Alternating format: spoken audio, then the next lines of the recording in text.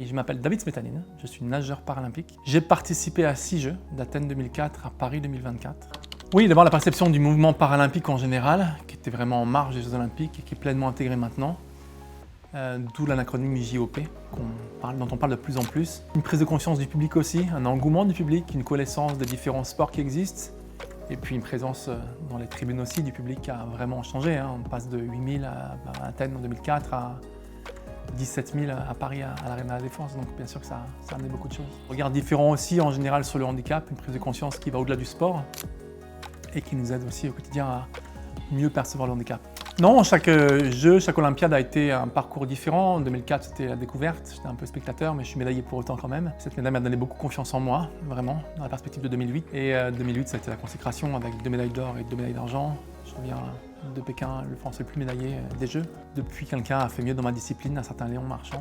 La phase 2-3, en me disant finalement j'avais 203, Londres, un peu comme s'il fallait consacrer encore plus de temps à ma carrière. Et puis, venir concrétiser les choses après, mais consacrer un peu plus de temps encore pour me dire je ne vais pas m'arrêter là. Et puis je me suis dit finalement pourquoi pas 4, Rio.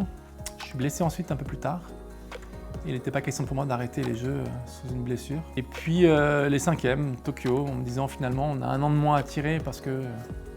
Alors d'abord on a 1 an de plus pour se préparer, voilà, et puis du coup, intrinsèquement, 1 an de moins pour préparer Paris. En me disant finalement, pourquoi pas finir à la maison. J'allais avoir 50 ans quelques semaines après. La perspective de la natation, ça a été pour moi d'abord un moment ou un élément dans ma vie qui a été un moment important et un élément important. D'abord parce que c'est un lieu, l'eau, où on est porté par l'élément, on est en apesanteur, on est en 3 dimensions, c'est un endroit magnifique où l'eau nous caresse le corps, etc. C'est spécial, on fait souvent référence aux enfants dans l'équipe amniotique petite, etc., les bébés bons. Et de reprendre après la natation, après mon accident, d'abord dans un but thérapeutique, et ensuite vraiment dans l'espoir d'être un jour champion. Je ne pouvais plus être champion olympique, je me suis dit je peux être aux Jeux et champion paralympique. Si et seulement si, je bosse beaucoup bien sûr, mais j'avais cette chance-là. Et une deuxième perche comme ça, il ne faut pas la rater, quoi. C'est vraiment l'objectif ultime, vraiment, dans de nombreuses disciplines, de pouvoir participer aux Jeux, vraiment, c'est sûr. Autant au niveau olympique que paralympique d'ailleurs, ce sont les Jeux en général, avec tout ce que ça intègre et ce que ça implique aussi en termes de visibilité, de plaisir et puis de prestige de la compétition en général. Et puis surtout de pouvoir avoir un point central, c'est la même médaille pour toutes les disciplines. Un tireur à l'arc, champion olympique, il est champion olympique. Point barre, quoi. Alors que dans différents sports, en natation, en athlétisme, on est un peu plus médiatisé, un peu plus valorisé. Là, il n'y a pas de différence. J'en ai vécu toujours un peu parce que ce que j'ai transformé me permet de pouvoir avancer dans un but professionnel maintenant. J'étais semi-pro en tant qu'athlète sponsorisé, etc., mais pas 100% pro. Je suis payé par mon club pour nager. Mais le soutien des sponsors, oui, le permet d'être vraiment autonome et d'être capable de vivre de son sport, de sa passion, parce que j'ai gagné aussi au jeu. Voilà, et notamment sur le plan paralympique, c'est encore plus important quelque part. Alors, peut-être que je vais reprendre ma phrase, c'est peut-être pas plus important, parce que finalement on se rend compte que même les athlètes olympiens, médaillés, champions du monde, etc., ou d'autres, n'ont pas forcément réussi à en vivre. Dans mon cas, avec l'expérience, avec 6 Jeux, j'ai pu aussi cumuler des médailles, donc des primes aussi, qui m'ont permis de pouvoir mettre de l'argent de côté, construire une maison, en vivre, parce que j'ai aussi anticipé ces choses-là. Et que quand je suis arrivé à maturité dans ma carrière, en 2008 à Pékin notamment, les primes étaient de ce fait, et pour une fois, et enfin, à l'égal des primes olympiques. On avait la même somme, et ça a été un bond important. Il faut s'y préparer, je crois, vraiment à cette fin de carrière, à ce lendemain, d'après-jeu surtout quand c'est en France.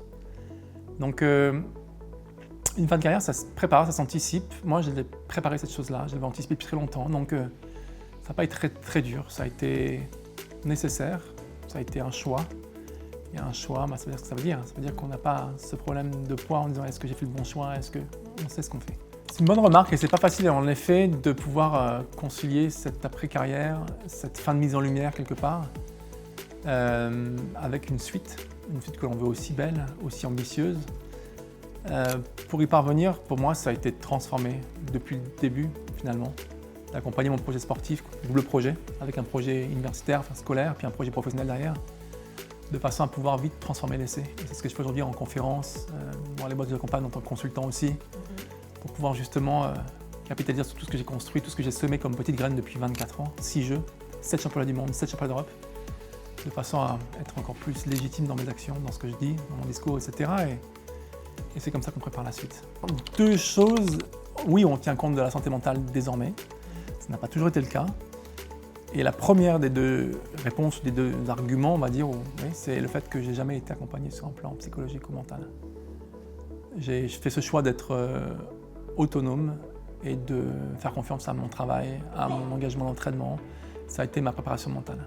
Arthur Ashe, qui a été un peu le mentor de Yannick Noah, un joueur de tennis nord-américain, disait que l'une des clés de la réussite ou du succès en général, c'est la confiance en soi. Mais l'une des clés de la confiance en soi, c'est la préparation. Les gens qui ont besoin d'accompagner, de parler, de verbaliser, etc. Oui. Et après, il y a l'après-carrière. Ça, c'est autre chose. Qu'est-ce qu'on fait après les jeux? Qu'est-ce qu'on fait après une grande carrière comme ça aussi longue, justement? Est-ce qu'il n'y a pas justement un coup fatal qui pèse alors, sur le physique, il faut s'entraîner un peu, il faut rester en ligne, c'est important. Mais après, c'est l'aspect mental.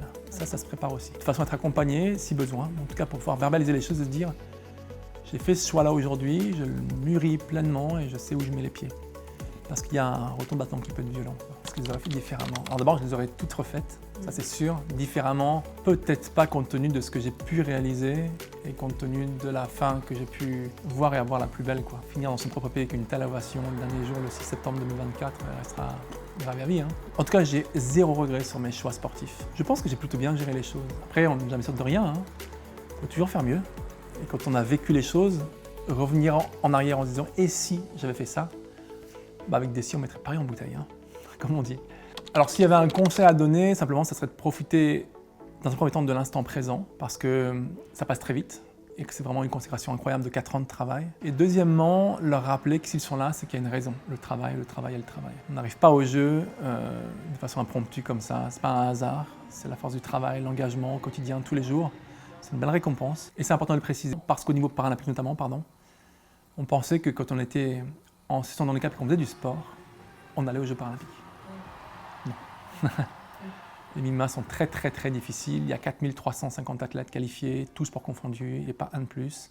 C'est une longue période dont on parle, cette période olympique et paralympique, ou cette période des Jeux en général, cette particularité que sont les Jeux, m'ont appris à vivre d'une passion pleinement, chaque jour, me lever pour quelque chose qui était vraiment incroyable et qui valait pour moi vraiment son pesant d'or, à devenir une meilleure personne de fond en comble. J'ai construit une carrière sur des qualités, des défauts aussi, mais j'ai réussi à faire du David une meilleure personne, ça c'est incontestable. M'ouvrir aux autres, rencontrer encore plus, parce qu'on rencontre des gens du monde entier grâce au sport. À prendre conscience de ce que le terme résilience veut dire, le terme confiance en soi aussi. À ne pas craindre l'échec surtout, mais surtout à apprécier la chance que j'avais de faire ce que je faisais, quoi. Je me suis donné les moyens pour ça, bien sûr, mais j'ai surtout eu, je pense, le temps d'apprécier, de savourer vraiment chaque moment, chaque entraînement, etc. Et tous les choix que j'ai faits ont été des choix mûris et réfléchis en fonction de quelque chose. Un entraîneur, un projet, un club, par exemple. Ouais, cette dernière danse, comme on dit souvent, elle est particulière, une dernière longueur, etc. On le pense impossible, on se dit mais ça va jamais s'arrêter en fait. Et on se dit mais à un moment il va falloir faire un choix. Puis quand ça arrive, on imagine plein de scénarios différents. Finalement, il n'y en a aucun qui correspond à ce qui s'est passé. Et on se laisse porter par le moment présent, quoi. Là, je m'appelle ce 6 septembre 2024, ma dernière course, je me suis dit, mais qu'est-ce qui va se passer demain? Qu'est-ce qui va se passer ce soir? Puis après, je me suis dit, profite, quoi. Et j'ai vraiment profité à 100%. C'est 17 000 Français tous les ans dans les tribunes, c'est incroyable. C'est dur de donner des mots, de mettre des mots sur les choses parce que c'est 24 ans de carrière. Ça a été une bouée de secours après mon accident et ça a été des moments de gloire, des moments de bonheur, mais énormes, quoi. J'aurais changé ce moment de Marseillaise le 16 septembre 2008 à Pékin pour rien au monde, rien. Donc, trouver un mot, je sais pas. Le sentiment que j'allais pouvoir, dès le soir même, m'endormir sur mes 2 oreilles avec le sentiment vraiment du devoir accompli, quoi. En me disant, j'ai fait ce que je voulais faire, j'ai peut-être tout eu. Titre européen, mondial, les Jeux, j'ai tout gagné. Donc que demander de plus, quoi? Rien.